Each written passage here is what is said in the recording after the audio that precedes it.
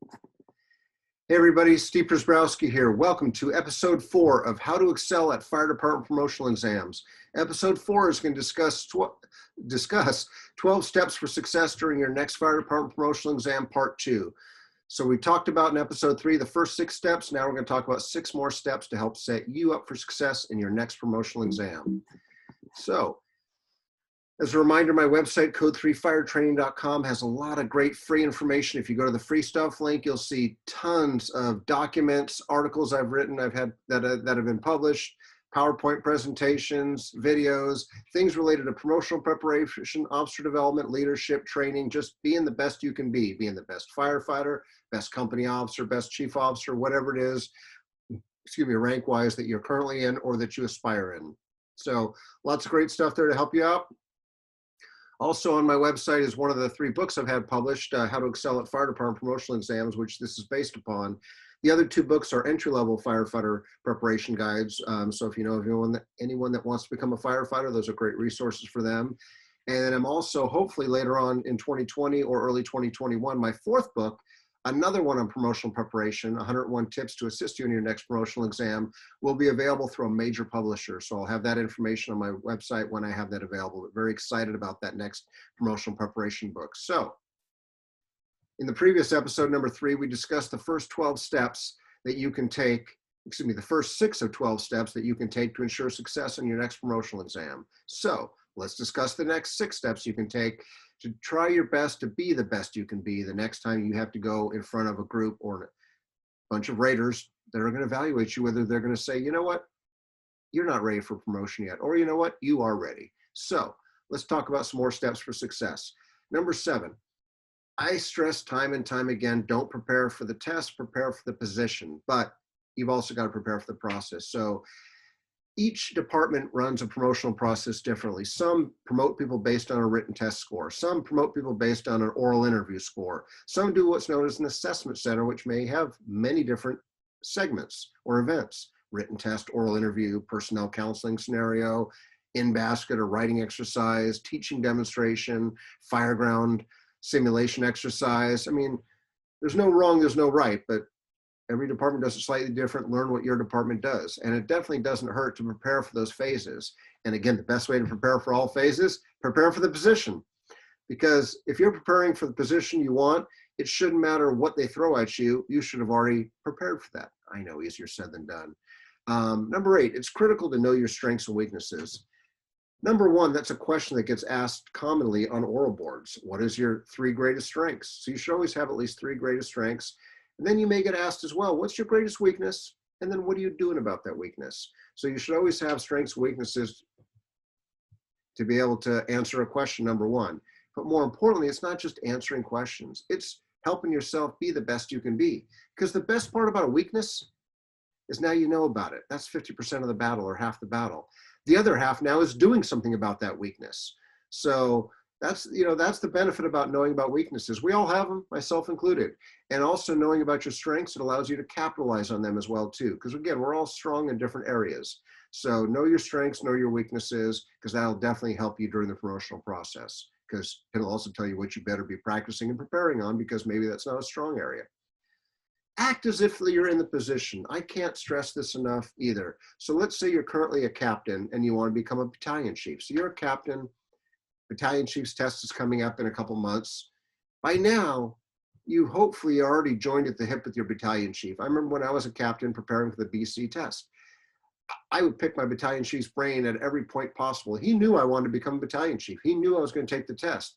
Every time he came over, he tried to provide some mentoring to me. He'd always give me a scenario. Hey, Steve. Because I'd always go, hey, Chief, how's your day today? Oh, one of those days, you'll find out when you get promoted. He goes, hey, how would you handle this situation? Of course, he wouldn't name names, but he'd be like, so I got this thrown at me this morning. And I'd be like, huh? He's like, yeah, welcome to the life of a BC. This is the stuff you're going to get. But it was good because he was preparing me. And, I'd share what I would do. And then he'd usually go, yeah, but did you think about that? Did you think about this? Did you think about that? Or, hey, zoom out 10 clicks and look at the bigger picture. Yeah, you could do that, but then what about this? So that was really good for me because it started making me think like I was already in the position. So if you have the ability to, obviously if you're a captain on an engine, you You're not going to be able to drive the BC buggy in most cases, because most departments that, you're on the engine and the battalion chief's got their own buggy. But it doesn't mean that you can't invite your battalion chief over for lunch, for dinner, or pick their brain as much as you can. And maybe to ask to assist them at certain times, maybe even on the incident scene if it's stable enough. Now, this is a lot easier when you're a firefighter, because think about it. When you're on a fire engine, fire truck, whatever, you're usually with a group of 2, 3, or 4 people.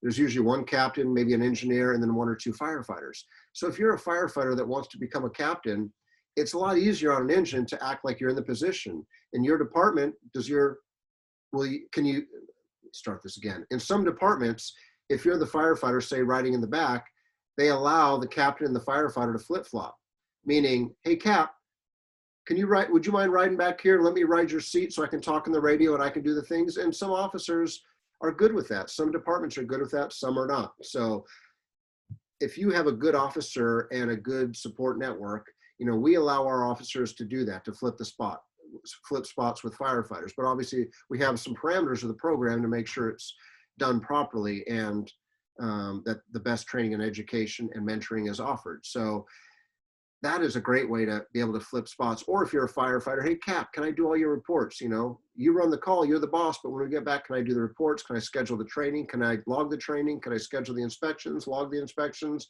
So there's a lot of things you can do, obviously, if you're still at the firehouse with that position that you want to be at. It just makes it a little tougher, like I said, if you're a captain, but the battalion chief's 5 stations over. But it doesn't mean you can't invite them over. But be that person, so when you walk in on test day, you're already thinking and acting like that person. Not, I think I would do this. No, this is how I would handle the situation. Confidence. Number 10, be on time for all phases. I mean, it never ceases to amaze me of people that don't plan ahead. If you're scheduled for your promotional assessment center, your promotional exam, like 8 o'clock in the morning, and that's when shift change is, well, in many departments, if you're on duty that day of test day, they'll give you the time off during the test, because it's not your fault. You shouldn't have to take a trade. Most departments, like I said, if the test is from 8 to 5 and that's your shift day, they'll give you from 8 to 6 off, and then you report back to the firehouse when you're done, or whatever time you're done. Well, if you work the night before, they may give you early relief at, say, 7 o'clock to allow you an hour travel time to headquarters, wherever the test is at. Well,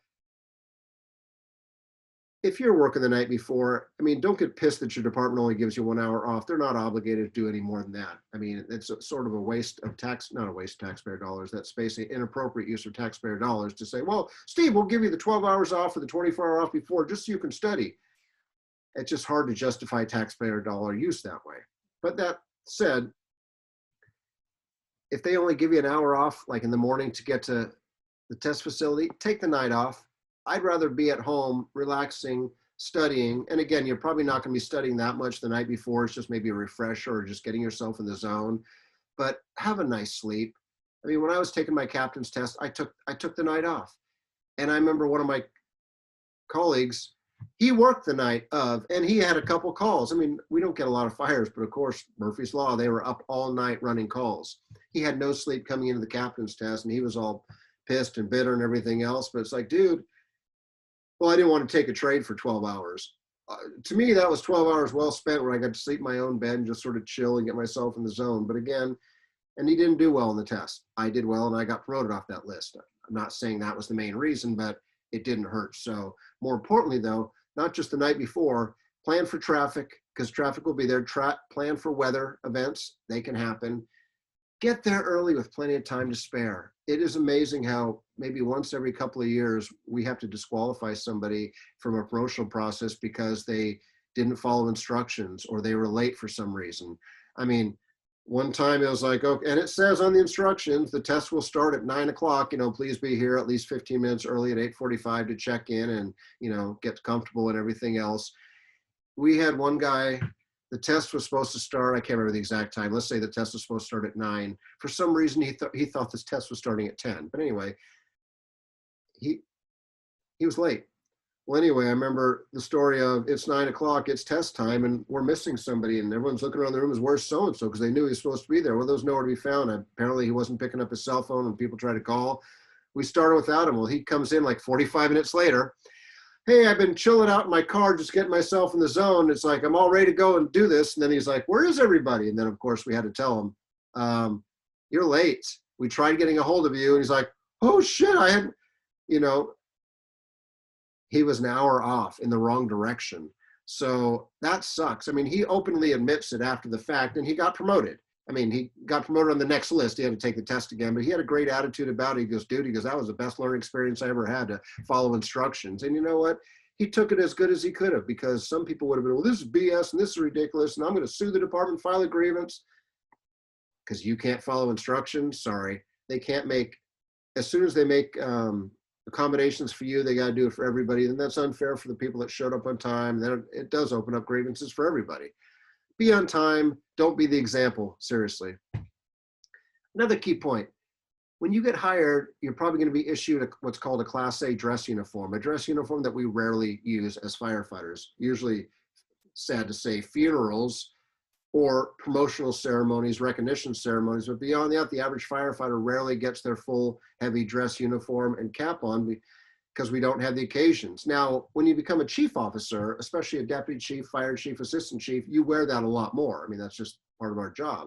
Not every day, but a lot more. But here's the thing. Let's say you get hired, and now you're taking your promotional exam 5 or 10 years or even longer after the fact, and you don't really wear that dress uniform too often, and you haven't put it on to see if it still fits. Guess what? Our bodies usually don't get, how do I say, leaner as time goes by. Very few. Most of it usually adds pounds. Well, make sure your dress uniform fits, because I've seen a lot of people that come to their promotional exam and it's like, oh my God, did you look in the mirror there? I mean, I know. Plan ahead, prepare, make sure that all the pieces fit correctly. You have the correct components like the tie, whatever collar brass.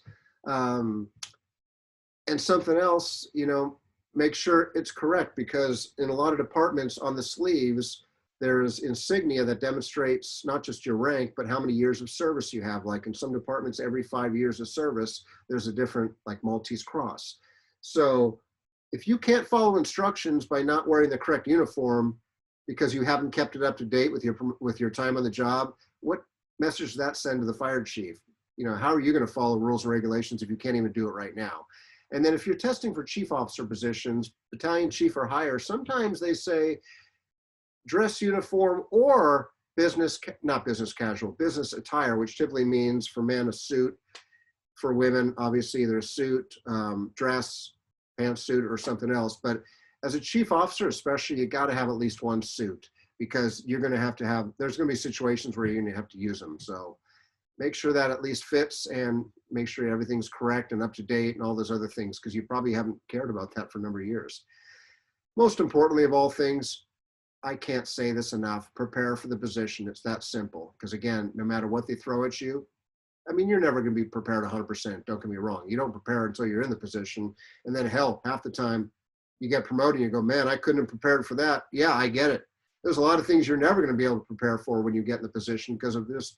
That's the way life is, but try as much as you can to prepare for the position. So following these 12 steps for success will not guarantee you a promotion. Nothing does, but they'll at least definitely assist you be the best you can be, not to mention help you be confident and prepared as you can be. So as always, thank you very much for the gift of your time. Please don't hesitate to reach out if I can ever be of assistance in your pursuit of the badge, or if you just want a friendly voice to talk to give you some advice, or to throw something by, or just to reach out to for whatever reason. So until the next episode, take care, be safe, and we'll see you soon.